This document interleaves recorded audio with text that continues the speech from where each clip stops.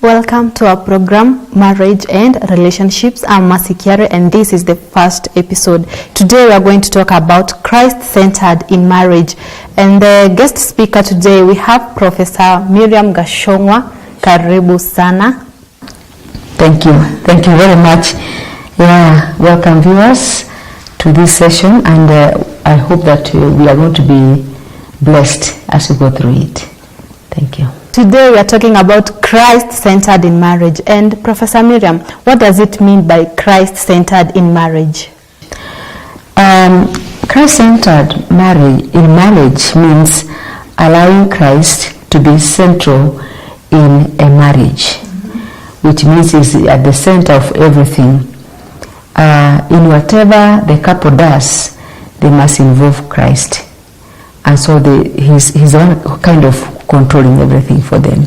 Yes. Okay, and how can a person include God into his or her marriage? How can a person include God? Okay, persons will be able to include God in their marriage, particularly when they develop a culture of having to have a daily devotion. They can choose a time of their own, and ideal time is in the morning when they wake up, and particularly if they are not going in a hurry. But if you are in a hurry, you can wake up a little bit earlier, so that they have the first 15 minutes of just reading the Bible and praying together. That way it works well. It has worked with me over the years, 36 years, and because my husband was with Scripture Union, so he used the daily guide of Scripture Union, and that has helped us to be together. Even when we have any difficulties, any issues, when we pray together, we read the Bible together and pray together, at the end of it, we are good to go. Okay. And what are the elements of a Christ-centered in marriage? Actually, even before we go to the elements, during that devotion time, we have a time of prayer, we have a time of reading the Bible together, and questions for reflection. And then we can pray for one another, we can pray for ourselves, pray for our children, and pray for other people. And that keeps us, growing together. Now, the elements of a Christ-centered marriage are quite many, but I just mentioned a few. One of them is selflessness. That means that we're not seeking your own. And I think I can refer that in Philippians chapter 2, verse 3 to 8. I think I just want to read so that you can be able to have a look at it. Yes. Philippians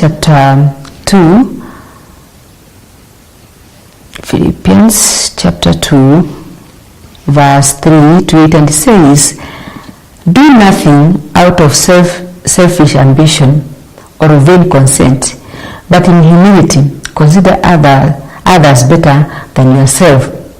Each of you should look not only to your own interest, but also to the interest of others. Your attitude should be the same as that of Christ, who, being in nature God, did not consider equality with God something to be grasped, but made himself nothing, taking the very nature of a servant, being made in human likeness. And being found in appearance as man, he humbled himself and became obedient to death, even death on a cross." And so in marriage, we must be able to consider the other person more important than we. But we have a problem because most of the times people want to be considered more important than the other. And that becomes a struggle for many people. So we should never try to be equal, for example, because we can never be equal in marriage. You are not equal. God has made it very clear that the man is the head of the family, and so him being the head of the family should be considered that way. And we should, the woman should never equate herself to the man. So they give chance to the man. The other one is communication. In James 1 chapter 19, it talks very clearly and advises that whoever desires to, when we talk, one should be careful to be quick to listen, slow to speak, and so to anger. And that is the most important thing.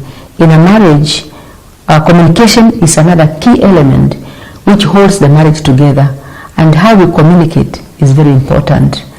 We may communicate in a rush and hurt one another. Remember, we are human beings and people can hurt one another. So we have to be very careful by the words that come out of our mouth, and we must have to really digest before we can talk. But when you become very quick to talk, particularly when somebody is angry, when you talk quickly, you can hurt the other person, and it can degenerate to even fights for nothing, for no reason. So we should embrace James 1:19. Quick to listen, slow to anger, slow to speak. Okay. And what is the importance of marriage in? And even the other 2 or 3, let me mention another one, that the other element is spiritual emphasis. We must be devoted and devote ourselves to the spiritual. The other element is forgiveness. We must learn to forgive one another. Just as we say in the prayer, the Lord's Prayer, forgive us as we forgive others. Then that's very important. And I want to encourage people to read my book on prayer. This one has given us all the facets of prayer, and the Lord's Prayer is really very, very important, so that we forgive one another to be able to continue, and also seek the true love. Speak, in love, and speak the truth in love. Speak the truth in love, not out of anger, not out of emotions, but in love. The importance of marriage in Christianity, one of them develops strong Christians. When we become, the importance of marriage in Christianity develops strong communities, Christian communities, because now people are together and they are able to bring up a family which is Christian based, and therefore that becomes a community at large. So we develop communities that are strong in faith. It also enables evangelism. It enables church growth, and also enhances productivity, because people become very productive in their approach. Then it establishes a strong culture that will pass on from child to child. Also, the other thing, it helps us to keep away from sin, sexual sin particularly, because when people are married and they keep together and they are faithful, then to help them to keep away from sexual marriage. The other thing is that they become good companions to one another. Okay. Yes. And how can a person maintain spiritual disciplines in a Christ-centered in marriage? The one thing that I've just mentioned is that to have Christian discipline is like set a time. I have just talked about it. The one thing that you can do to set a time to be able to read the Word of God together, read together, have a family altar. Maybe, because a family altar will come in the evening when you have the children together with you. But in the morning, maybe husband and wife read the Bible together. In the evening, have the children together. So develop a culture, a discipline for reading the Bible together, praying together. If there are any issues, then you can solve them before you retire for the day. That's very, very important. Okay. Yes. You're watching Marriage and Relationships, and today we're talking about Christ-centered in marriage. For any comments or any suggestions, our SMS number is 0706 100 100. Also, you can find us on Facebook fan page, TV Kenya, Twitter at Champions TV Kenya. You can also subscribe on YouTube channel, Champions TV Kenya. We'll take a commercial break and we'll be right back after the break. Stay tuned.